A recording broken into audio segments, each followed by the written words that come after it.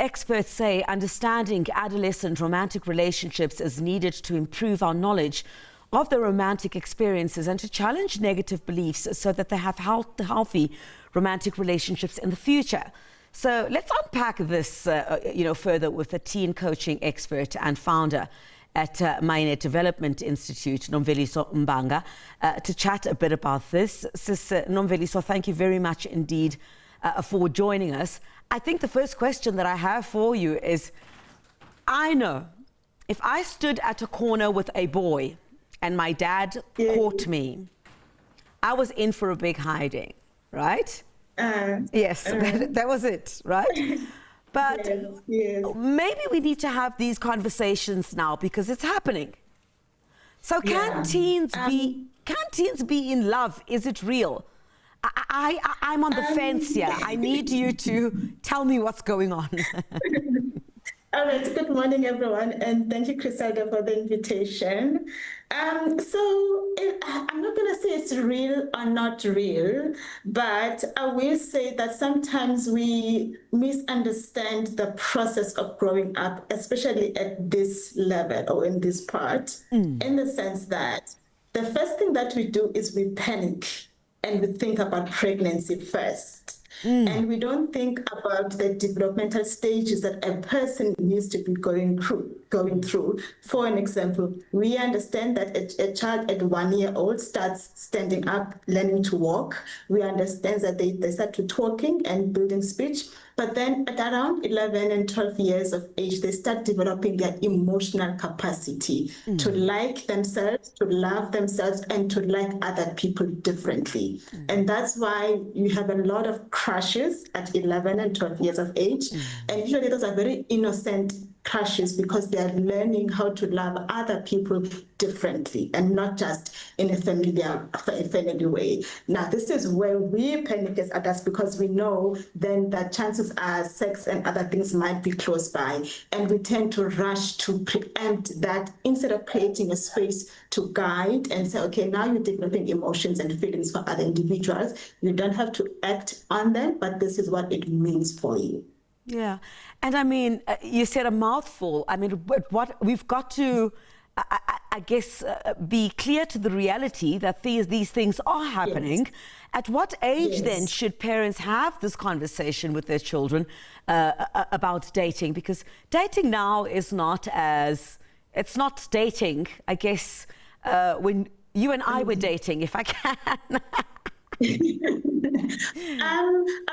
Around 5 years of age, we talk about safety in terms of the child and other people around them. And around 9 years of age, we start defining what dating is. And also we start defining what relationships with other individuals mean.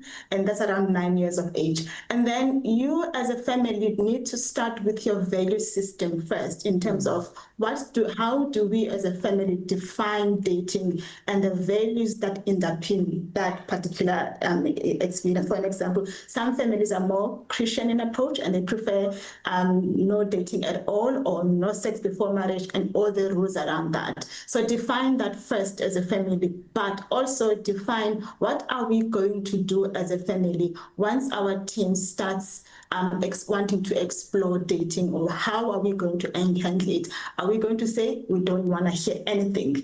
You're a child, keep quiet. Or are we going to say, bring the conversation to our table and let's talk about it? So the best thing these days is to say, bring the conversation to our table, let's talk about it, so that you are able to guide the process and continue to instill a value system and continue to ensure that your child is safe emotionally, because we think about safety only physically. We don't think about emotional safety. So we ensure that you close the gap also in emotional safety. But usually teens start dating or thinking about dating in the majority type around 14 years of age. And that's the time where you have to reignite the conversation again. So you did at 9 years, you do at 14, you do at 16, you do it again at 18 and 25, because those are different stages of their own development and understanding where you have to reinforce the lessons and also open up the conversation a little bit more. And then obviously, signs of toxic teen dating, those are some of the conversations that one needs to have.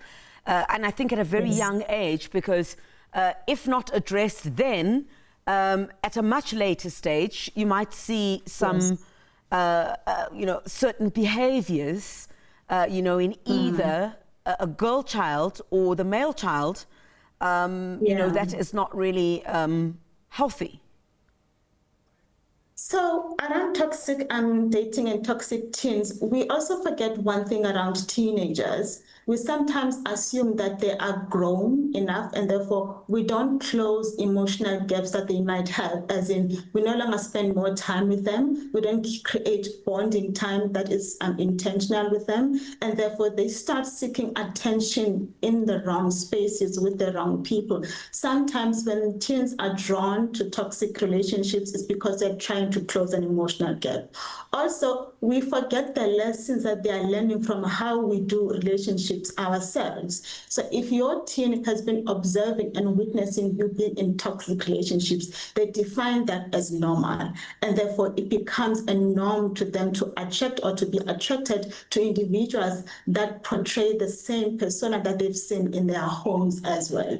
So this goes in two ways: what we teach plus how we behave and what they learn from how we behave. That's crucial. But how you know your teen is in a toxic space is when they change their personality almost overnight. But if you are not fully present emotionally as a parent to observe those changes, that's where the trick becomes even much more difficult. But you can tell in terms of they change their personality, they change how they relate with their siblings, they change how they relate with you as a parent, and also they change how they relate with things they used to love and enjoy before. Yeah, and I mean, do teens even talk about these things, or do they understand, that as they're navigating, I guess, the new phases of their lives, as they become older, what are some of the signs to look out for if they're not in healthy relationships? And of course, these relationships have got to come with some supervision from adults in terms of the goings on.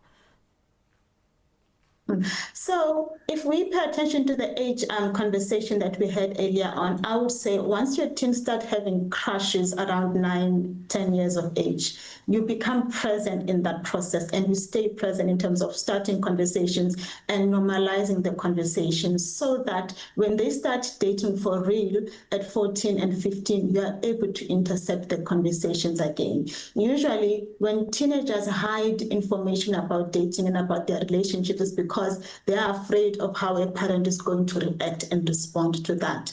And therefore they hide things, or they prefer talking to their peers only, which is where the danger is, because their peers might not have any greater information versus what they know as well. So you want to be able to be the one that they go to get information and to get guidance and to get support. Thank you very much, Sis Nomveliso Mbanga, who is a teen coaching expert and founder at Mayine Development Issues, talking about things of teen dating. Remember how if you wanted to date in your teens, don't want to tell you what happened, but times have evolved, I guess.